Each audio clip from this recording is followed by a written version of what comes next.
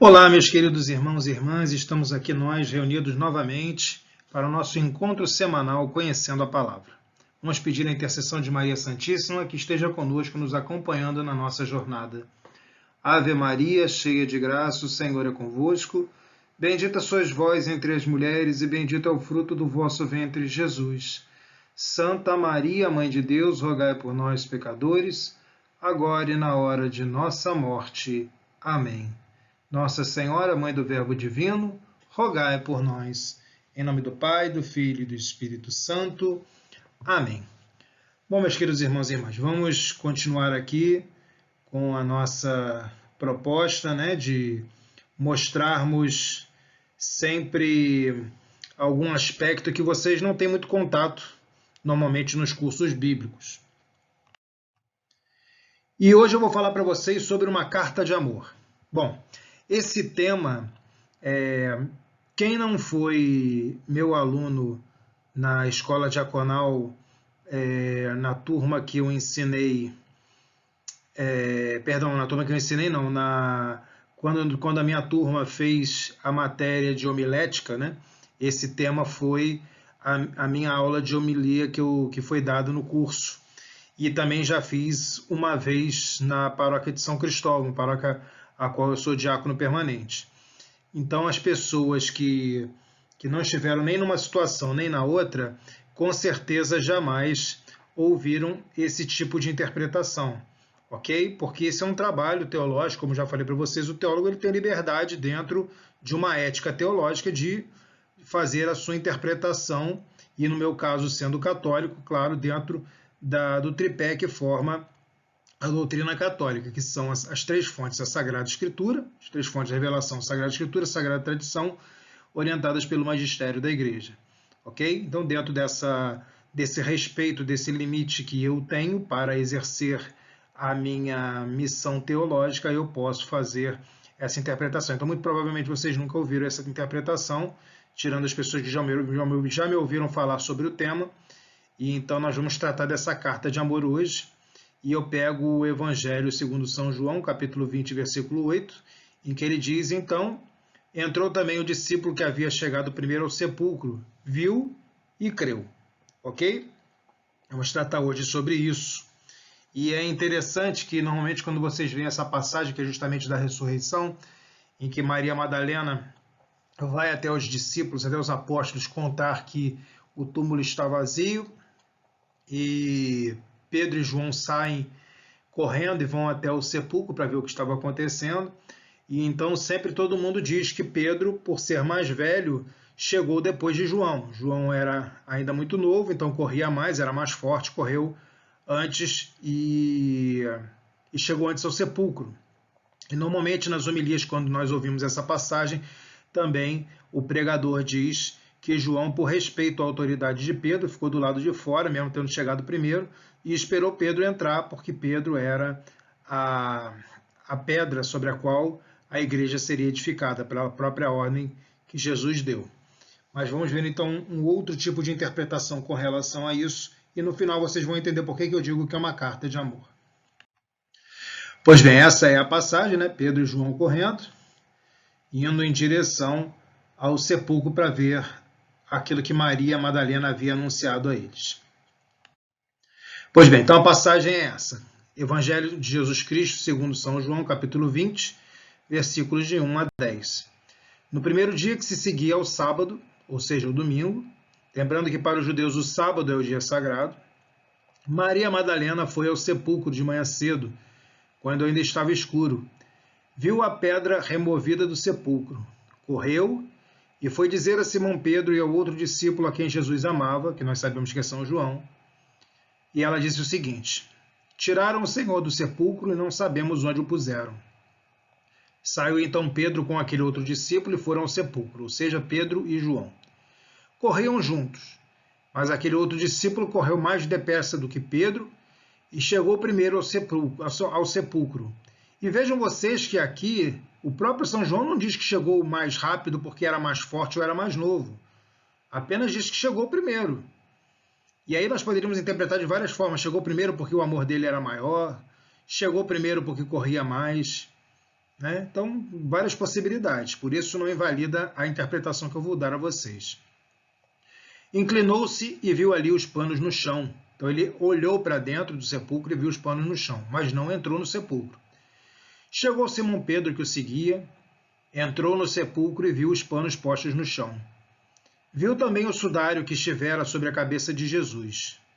Não estava, porém, com os panos, mas enrolado no lugar à parte. Então é interessante, né, que Pedro chega, ele entra, e o evangelista São João não diz que Pedro acreditou. Pedro ficou meio atônito com a situação, né? O que aconteceu aqui? Então entrou também o discípulo que havia chegado primeiro ao sepulcro, viu e creu. Então o próprio João dá testemunho de que quando ele olhou, ele já teve a fé. Jesus ressuscitou. Em verdade, ainda não haviam entendido a Escritura, segundo a qual Jesus devia ressuscitar dentre os mortos. Então, quem são esses que não haviam entendido? É interessante porque João diz que creu. Então, se creu, é porque ele entendeu, né? Então, talvez os outros discípulos a gente fica um pouco perdido quem seriam. Com certeza Pedro não entendeu. Os discípulos então voltaram para as suas casas. Ok? Então é isso que nós vamos trabalhar hoje, essa cena. Maria Madalena vai no domingo, né, para ver o corpo de Jesus, para ungir o corpo de Jesus, que era o costume dos judeus, e encontra o sepulcro aberto e o corpo de Jesus não está ali dentro. Então ela vai avisar os apóstolos. Pedro e João vão correndo até lá. João chega primeiro, olha, não entra. Pedro chega, entra. E depois João entra. Pedro não entendeu e João simplesmente acreditou. Viu e acreditou.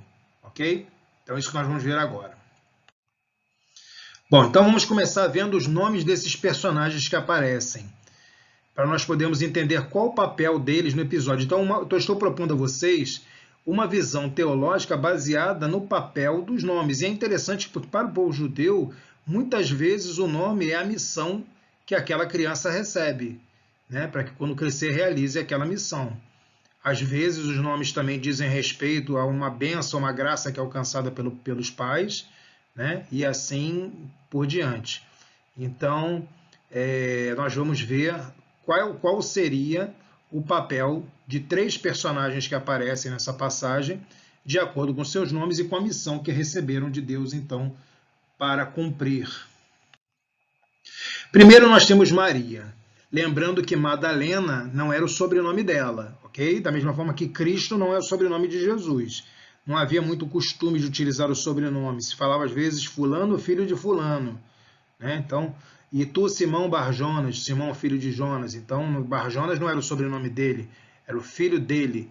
O cego, por exemplo, que Jesus cura, Bartimeu, ou seja, o filho de Timeu. Então, Madalena não era o sobrenome dela, porque ela era da cidade de Magdala, que fica também na Galileia, às margens do Mar da Galileia, do Lago de Tiberíades, né? O Lago de Genezaré. Então, Maria de Magdala ou Maria Madalena. Então, Maria era o nome dela, ok? E aí vamos usar aqui o nosso ponteiro para trabalhar com vocês. Nós temos que Maria vem de Mariam ou Miriam. Lembrando que Miriam também era o nome da irmã de Moisés, ok? Então, Maria vem de Mariam ou Miriam. E há diversas interpretações para esse nome. Então, uma interpretação que eu gosto muito e que eu acho que se realiza plenamente na mãe de Jesus, que também era Maria, é que Miriam significaria a amada, aquela que foi amada. Então, da mesma forma que Maria, mãe de Jesus, foi amada por Deus, né, nós vemos também o quanto Maria Madalena foi amada. Ela foi justamente aquela que foi tratada com um enorme amor pelo Mestre. Se sentiu extremamente amada. Isso transformou a vida de Madalena, né? Então, Maria poderia significar a amada. Também pode significar Senhora Soberana, que também caberia muito bem para Maria, mãe de Jesus. E pode significar também vidente, mas vidente no conceito do povo judeu do Antigo Testamento significava profeta ou profetisa. Então o vidente era o profeta, não era o adivinho, aquele que ficava olhando em bola de cristal, jogando carta, tarô, nada disso não. Tá? O vidente era o profeta, era aquela pessoa que falava em nome de Deus aos homens. Tá? E é justamente um papel também que Maria de Magdala vai fazer. Vamos ver aqui agora. Então vejam só, Maria de Magdala ou Maria Madalena com certeza cumpriu os 3 papéis. Porque vejam vocês, ela era amada pelo Mestre, ela se tornou uma líder dentro da igreja primitiva, sobretudo nas comunidades joaneias, então era uma senhora soberana, ok? E também era uma profetisa, era uma vidente, era alguém que evangelizava, tá? Então Maria de Magdala com certeza cumpriu os 3 papéis, mas vamos destacar no episódio concreto só o primeiro e o terceiro significados. Então, primeiro de amada, uma mulher que foi intensamente amada por seu mestre e que mal aguentou esperar a passagem do sábado da Páscoa, quando acaba o sábado e começa o domingo, para ir ungir o seu corpo no sepulcro. E também uma mulher que recebeu de Deus, aqui é 3 por isso, porque é terceiro significado. Uma mulher que recebeu de Deus a missão de ir anunciar a ressurreição de Jesus aos apóstolos. Então, também uma vidente, uma profetisa.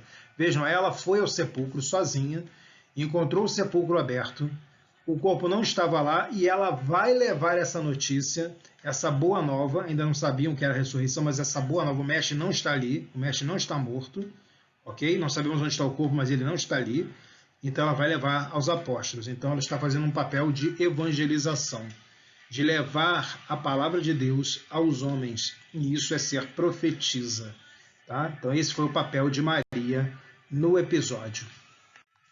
E agora vamos nos deter nos outros 2 personagens que são os que têm maior destaque nesse trecho do Evangelho segundo São João. O primeiro é Pedro, cujo nome todos sabemos era Simão. Ora, Simão é um nome que vem do hebraico Shimon, que deriva do verbo também hebraico chamar, que é o verbo escutar. Simão ou Shimon significa aquele que escutou. Ora, Simão escutou a seu irmão André quando ele foi até à beira do mar, onde Simão estava pescando, e disse, olha, encontramos o Messias.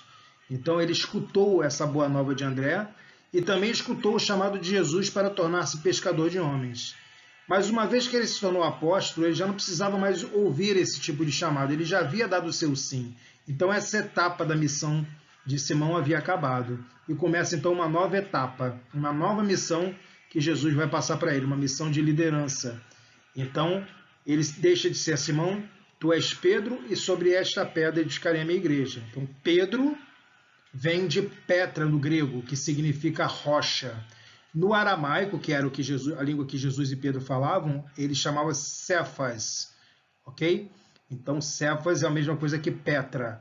Pedro é a pedra, uma nova missão dada por Jesus. Então, essa transformação na vida dele, da mesma forma que Levi se torna Mateus, da mesma forma que Nataniel se torna Bartolomeu, da mesma forma Simão ou Shimon vai se tornar Pedro, ok?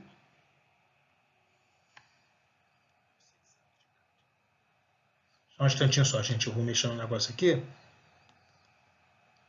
para a gente poder continuar ouvindo a nossa musiquinha aqui. Pronto. Então, com relação a Pedro, é isso. Aqui, desculpa, aqui com relação a João, tá? João vem da palavra hebraica Yohanan, que deriva de outras 2 palavras também hebraicas, Iá, que é o início da palavra Yahvé, que é o nome de Deus, e Haná, que significa graça ou misericórdia. Então, Yohanan, ou João, significa a graça ou a misericórdia de Deus. Como João se apresenta como o discípulo que era amado, ele fala isso várias vezes, o discípulo que Jesus amava, o discípulo que Jesus amava, podemos traduzir seu nome como o amor de Deus, já que a graça e a misericórdia transmitem sempre o amor, ok? Então, João será aquele que trará o amor de Deus na sua vida e no seu coração.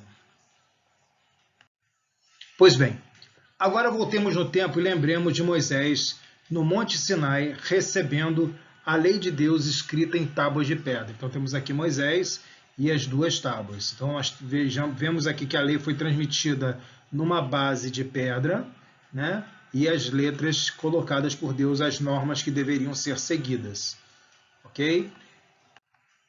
Era uma lei escrita em pedra, para que não se apagasse tão facilmente como poderia acontecer nos pergaminhos e papiros. Ora, o pergaminho era feito do couro do animal e o papiro era feito daquela planta, daquele vegetal que ficava às margens do rio Nilo, no Egito. Então, normalmente se deterioravam rápido, mas a pedra não, aquilo que ficava registrado em tábuas de pedra, aquilo durava muito mais tempo. Era preciso que ou se rachassem as tábuas ou que com muito tempo de erosão, sobretudo de vento, chuva, essas coisas, as tábuas fossem se fragmentando e desaparecessem, mas elas duravam muito mais tempo do que os pergaminhos e papiros. Então, escrever em tábua de pedra significa uma coisa que durava, por isso o significado de que a lei de Deus era duradoura, ok? Mas essa mesma lei, ela se tornou uma lei fria, né? Que não mostrava o amor de Deus. Este foi o testamento deixado por Moisés. Então, uma lei que tinha que ser obedecida aos preceitos, às sanções, né, as punições para quem não obedecesse à lei, mas foi o que Deus transmitiu naquele momento. E qual a razão disso? A razão a gente vai ver daqui a pouquinho, o povo que tinha um coração duro, né? Então, chega a vez do testamento a ser deixado por Jesus. Quando pensamos em redigir um testamento, imaginamos logo que vamos precisar de alguém que manifeste a sua vontade, que a gente chama de testador, e de duas coisas básicas para escrever o documento, para materializar esse desejo. Não adianta deixar verbalmente, eu vou deixar gravado o meu desejo. Não, tem uma formalidade, precisa ser escrito. Tá? Então, se tem que ser escrito o documento, nós precisamos de papel e de caneta. Ora, em se tratando do Novo Testamento, claro que o testador só pode ser Jesus, aquele que manifesta a sua vontade. Mas quem então seriam o papel e a caneta? Quem seria o papel e quem seria a caneta nesse testamento? O papel é geralmente a base para a escrita do testamento. Se a pedra era usada na época para ser conservada por mais tempo, então o papel ou pedra que nós usamos, o papel que nós usamos hoje, a pedra que era utilizado na época, só pode ter sido Pedro. Né? E aí nos faz entender o nome dele, Pedro, como pedra. Então a pedra, né, a base aonde esse testamento vai ser escrito. A tinta da caneta utilizada na época de Moisés foi a dureza da lei. Então, Deus escreveu uma lei dura, com muitas sanções, né, porque os corações eram duros, né, pois se tratava de um povo ainda não conquistado por Deus. E essa conquista se deu aos poucos. Uma parte foi no deserto, com Moisés, com Josué, após a entrada na terra no tempo dos juízes, né, depois o período dos reis, com as advertências dos profetas, o povo é levado cativeiro, é levado cativo, né, para a Babilônia, o reino do norte vai para a Síria, e mesmo infiel, a lei se mantinha dura, porque o povo era duro de coração. Então, mesmo o povo que volta não entendendo as lições que são dadas. Então, é um povo que tinha um coração de pedra. Ok? E aí a gente começa a entender o profeta Jeremias quando fala não escreverei mais num coração de pedra, minha lei num coração de pedra, mas num coração de carne, que é isso que Deus quer fazer. Quer escrever uma mensagem de amor num coração de carne, mas aquele povo era um povo de coração de pedra, certo? Então, voltando aqui, a tinta da caneta utilizada na época de Moisés foi a dureza da lei, pois se tratava de um povo não conquistado por Deus, um povo que tinha um coração de pedra. Mas Jesus quer escrever um testamento de amor, e para isso usou palavras de amor, de misericórdia, de graça. Então a caneta foi João, porque João era o portador da graça, o portador da misericórdia, o portador do amor de Deus. Né? Então, como nós estamos vendo, então João é a caneta. Né? Aqui os corações deixam de ser corações de pedra, e conforme previu o profeta Jeremias, se tornam corações de carne para absorver esse amor. Não escreverei mais a minha lei em corações de pedra, mas em corações de carne. Se cumpre, então, a profecia de Jeremias. Ora, quando se escreve um testamento, primeiro se pega o papel e só depois se repousa a caneta para escrever. Então, a base precisa vir primeiro, ainda que se tenha em mãos antes a caneta. Ok? Então, quando se escreve um testamento, primeiro se pega o papel e só depois se repousa a caneta para escrever, porque ninguém escreve no ar. Né? Então, você precisa da base para escrever. Então, a base precisa vir primeiro, ainda que se tenha em mão já a caneta. Eu já tenho a caneta na mão, mas eu preciso primeiro da base para poder escrever em cima dela. Isso me parece muito claro, né? A gente não vive num ambiente virtual em que você possa escrever no espaço. Você precisa ter uma base.